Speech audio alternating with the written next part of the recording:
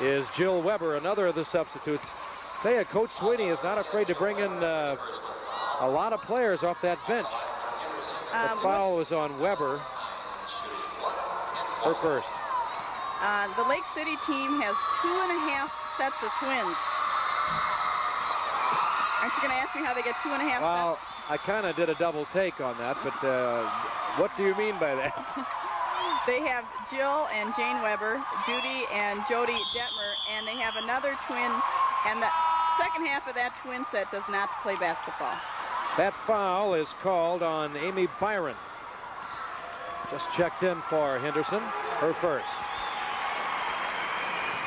Detmer, Judy Detmer checks out of the lineup for Lake City. Tom, another thing you might want to keep in mind, Shannon Springer has not been a factor at all in this ball game. As Lake City gets their 6 points, she is now sitting on the bench. Yesterday, she was doing it all for them. So that's another sign that they're having some problems. That basket was by Amy Schreiber, and that's what they're going to have to get, some out-court shooting. They have not gotten any of it to this point. There's a shot from the left side, is no good by Henderson. And there's a timeout on the floor with the score, Henderson 18 and Lake City 6. Betty Shaver along with Jeff Passel live at courtside, 18-6 the score. Lake City is really going through their lineup, trying to find that right combination. They've already used 9 players so far, Randy, opposed to just 6 for Henderson. And you know, Sean Sweeney's in a situation here where he's got to put some people in and hopefully get something going, and at the same time talk to his starters on the bench and get them turned around. Absolutely. Jump ball, Kay Silwars for Lake City, jumping against Lisa Walters-Henderson, and the ball is pulled out of there. A jump ball again. Neither team a high-scoring machine. Lake City averages 51 a game. Henderson averages about 59. Neither of them right now exactly tearing the cords off the basket. They're both a little bit tentative, and Lake City, as Jeff and Randy just mentioned, they're experimenting. They've had 9 players in the game trying to get something going, the right combination. Henderson with the ball and a 12-point lead. We're nearing the 3-minute mark. Second quarter. That's Hines. Racing out of there and having trouble holding on, but they have it. That was Jill Weber. I think Lake City can count itself fortunate in that Henderson has not taken advantage of all the turnovers and missed shots. They're only up 18-6. That was a good-looking shot. The shot of the game by Kay Solars right there. Bad ankle and all. 10-point lead, Henderson. They have the ball. 2.5 minutes left to go in the half. Janet Ryder. Alley-oop. Oh, that's what you call a real alley-oop. I mean, really hit the deck on that one. That's a dangerous play where someone could get hurt quite easily. Wow, I hope she's okay. She was shaken up. Lisa Walters. It was an alley and a whoop, and landed on her back. She's okay. Shaken up, though. As Lisa was going up to get the pass, Kay Solars undercut her, pulling the legs right out from under her and putting her right on top of her. Solars got the foul, and that's trouble for Lake City. There is trouble in Lake City. Solars with 3 fouls.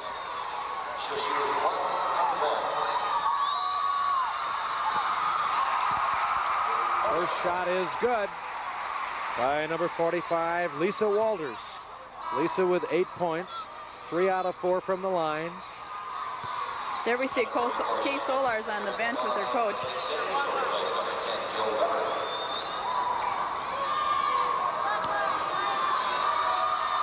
Calm and cool, the sisters Walters of Henderson. They lead 20-8.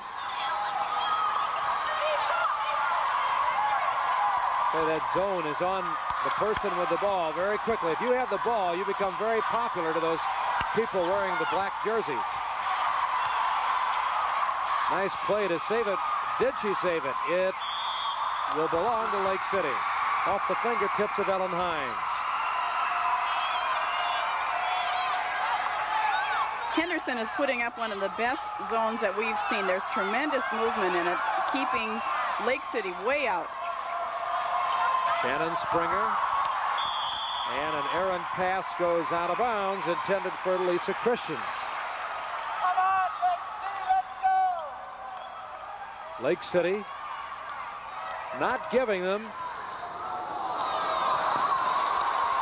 that much room. They're going to make them work to get it into the front court. There's a shot no good by Cheryl Walters, and we're going to have a jump ball. Shannon Springer will go to the line with Lisa Walters of Henderson. This is for the Class A championship. In case you missed it, it was Janesville over Chisholm for third place, 57-56. The great one. There's a dandy-looking shot by Jane Pieper, number 31.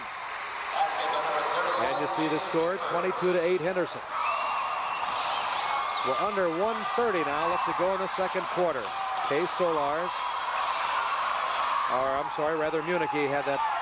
Solars in foul trouble, is on the bench, being protected right now. They need some out-court shooting badly. That shot was no good by Lisa Christians, and Henderson's Janet Ryder. Lead pass, Cheryl Walters, no good, and a jump ball. It'll be Lisa Walters of Henderson jumping with Shannon Springer.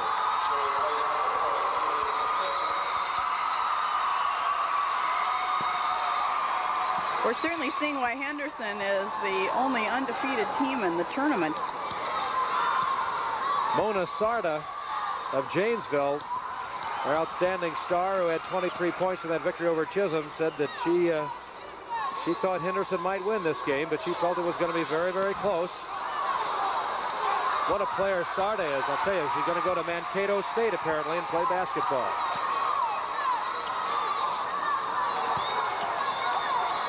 (22-8) from the free throw line, in and out. Cheryl Walters, rebound, good, and that shot by Jane Pieper, and she was fouled. The basket counts.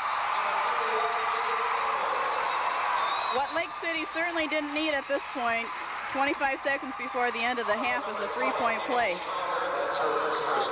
Foul was on Schreiber, her first. In for Lake City, number 54, Deb Steffenhagen. Deb Steffenhagen is in, and going out is Munich. Also checking out of the lineup is Heitman. They really substitute. 24-8 Henderson. Pieper has the three-point play. She has 8 points. Tom and Judy, I'm sure you've probably noticed number 30 for Lake City, Beth Blee. She's got a left knee, heavily bandaged. It was injured yesterday. And she's not moving well, and there she goes down. You have to wonder, Beth wants to play in this game, but you have to wonder why put her in there and risk any further serious injury to that left knee. And now they're going to pull her out of the game. I think she had to at least find out for herself if she could play or not. And at least they gave her a chance. And I think that tells the story. We don't have to add anything to that. She, unfortunately, is physically not able. And that, don't think that doesn't hurt when you lose your top scorer, averaging 11 a game. That shot's good to end the half by Cheryl Walters. And Henderson has everything going its way.